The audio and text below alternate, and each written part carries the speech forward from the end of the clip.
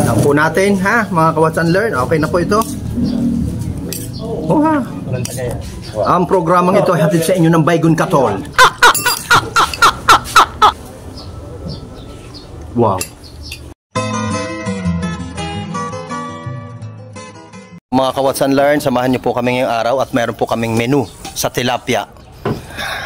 Ang amin pong gagawin sa tilapia ay napakasarap. Pang-ulam na, pampulutan pa. But before anything else, please don't forget to subscribe my YouTube channel, Sir Abello. Hit ang notification bell para updated po kayo sa mga video ng upload ko. Please don't skip my ads. Tara! So ito nga po yon, kaya kami nag-decide magkilawin ng tilapia dahil ang dami po naming nahuling tilapia ngayong araw na to.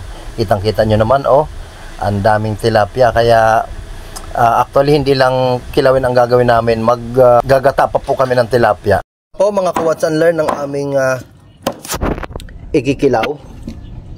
So yan, ganito lang po, hihimayin nyo lang po ng ganyan. Yun, oh. Ayan. So ganyan lang po ang ating gagawin para sa kilawin. Napakasarap kilawin po ang tilapia, baka akaalaan nyo, ha. So kakaliskisan nyo po muna. Yan, ganyan.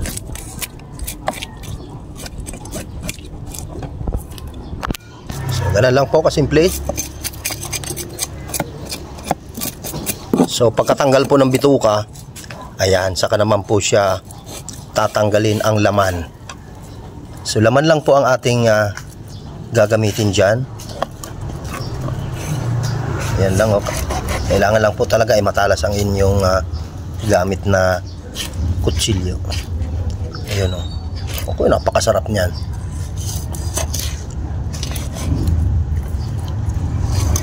So ito yung tinatawag nating tilapia sa umaga, tilapia sa tanghali, tilapia sa gabi. Oh, ganyan lang pong paghihimay. So wala pong kasamang buto yan. Diba? O yan, oh. Ganyan po kasimple ang pagtatanggal ng laman. O, diba? Yan. So pagkatapos pong gayatin, hugasan po yan ng paulit-ulit para matanggal po yung mga dumi-dumi. Ayan. Ganyan po ang pagkikilaw po ng tilapia. Ayan na, oh, mga ka-watch and learn. Wow, malinis na po. So, itatry po natin kung masarap po ang gawing kilawin ang tilapia. A few moments later. So ayan, maggagayat na po tayo ng ating mga ricado. Ganito lang po yan ang gagawin natin. Pagkatapos po nating hugasan ng ating tilapia sa umaga, tilapia sa tanghali, tilapia sa gabi, gagayatin na po natin ang ating mga ricado. Unahin natin ang luya. Ganun lang po, gigil na gigil po ako. Yan. Ngayon lang po namin tatry magkilaw ng tilapia. Kasi ang ano naman po ang kilawin, ang konsepto po ng kilawin, basta hilaw. Hindi mo po kailangan itanong kung pwedeng kilawin ang tilapia. Ang konsepto po, basta hilaw, kinikilaw yan. Ha? Tigil ako sa'yo, ha? Lalagay ko na dito. Tapos, ayan. Uy, lalagay ko na dito. Sige pare. Ayan, nanggigigil ako sa'yo, ha? Yo. Walang nagmamahal sa akin, kaya ganyan ano. Ayan. So, gayatin lang po natin ng ganito, mga ka-watch and learn. Sana hindi po mapasama ang aking daliri din sa pag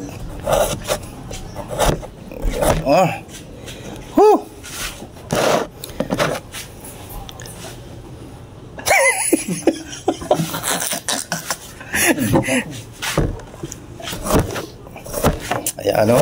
May nakita ko ito. Natatanggal ang balat niya. Tilapia? Oo. Yung paggagawa, So, parang ginagawa sa tuna. Isunod naman natin ang ating sibuyas. Ayan, ganyan lang po. Ay, hiwa dapat ang sibuyas. So inuna lang po natin hiwain kasi ginagawa pa po ang ating tilapia.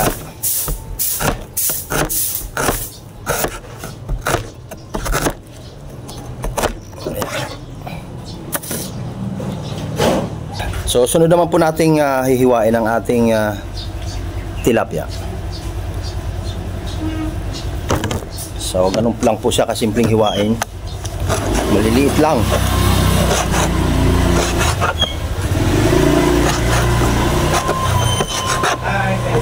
Para mabilis maluto sa suka. Ayan. So first time lang po namin gagawin to, magkilaw po ng tilapia. Kasi ang dami nahuhuling tilapia ngayon. Yan, no?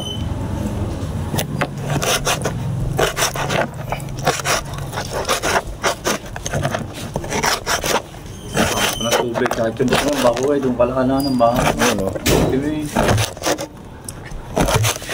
Meron pa nga bote noon eh, ano eh, bote ng 4, may tulay. So habang tayo ay naggagayat, shoutout kay Edman Chavez at saka kanyang tita from Europe. Maraming salamat sa pagsuporta sa aking mga video. At mag-iingat po kayo dyan sa ibayong dagat.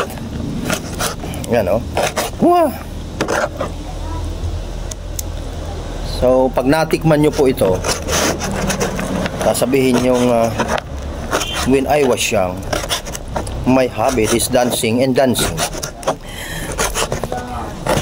Masarap po ang tilapia. Tilapia sa umaga, tilapia sa tanghali, tilapia sa gabi. Tapos pagdating ng madaling araw, tilapia na naman.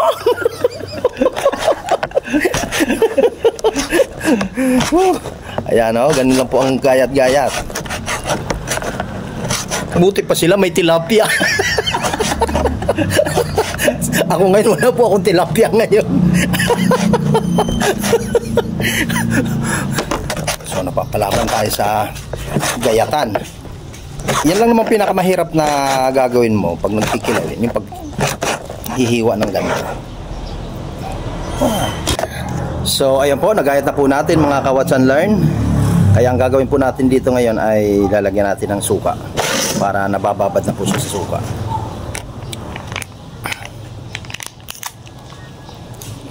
Ayan, babad natin sa suka.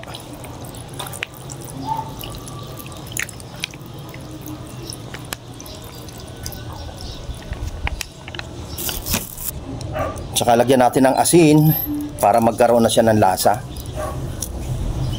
Saka natin hahaluin. Ayan.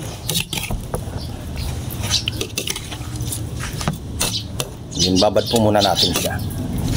So ibababad lang po muna natin siya mga ilang minuto para lang pumanuot ang suka sa kanyang kalamnan. Baby.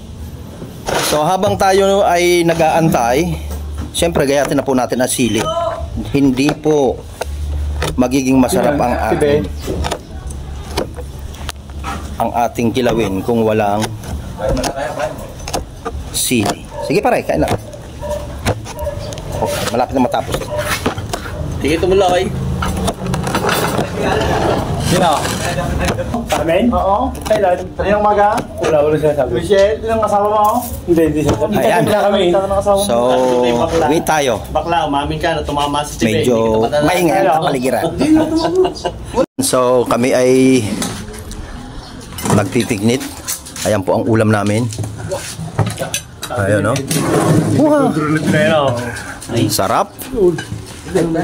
So, ayan mga ka-Watch and Learn, kain po tayo, ayan. Ayan po ang aming mga kasama ngayon.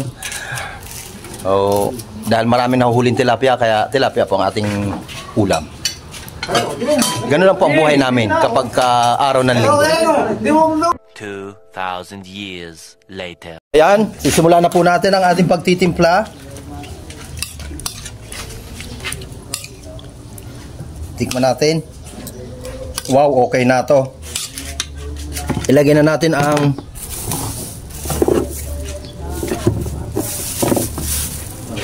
luya at sibuyas. Wow. Tirang Boy Scout po ito, ha? Tapos haluin lang po natin mga ka-Watch and Learn. Di ba? Then ilaglag sama natin na sili. Naku, yun ang pagpapasarap sa kanya.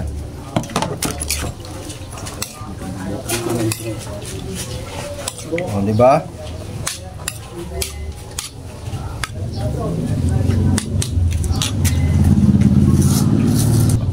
Ayan, so wag natin kalilimutan pigaan ng kalamansi. Sama na natin yan. Para yung kanyang bango ay manuot. Sinasama na rin po yun yung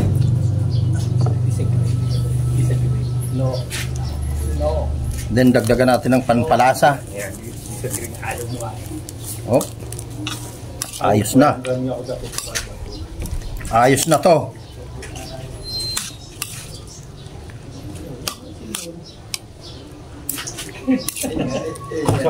Kulang sa asin pa rin.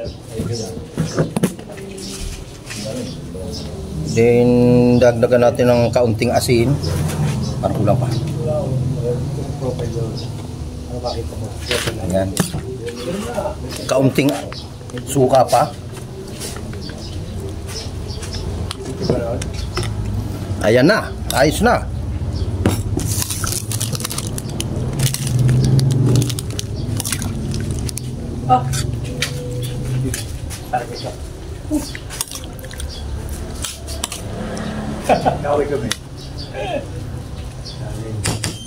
Ayos na to. So ayan na mga ka-Watch and Learn ang ating kilawing tilapia. Lilipat na po natin, ha, mga ka-Watch and Learn. Okay na po ito. Ang programang ito ay hatid sa inyo ng Baygon Katol. Ayan, ho. So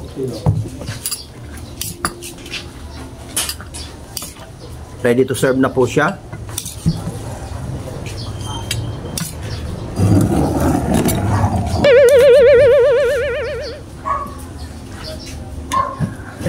At atin na pong titikman, mga ka-Watch and Learn. Wow. Ito lang po ang katapat niya. Ito lang ang katapat niya. Bye-bye po.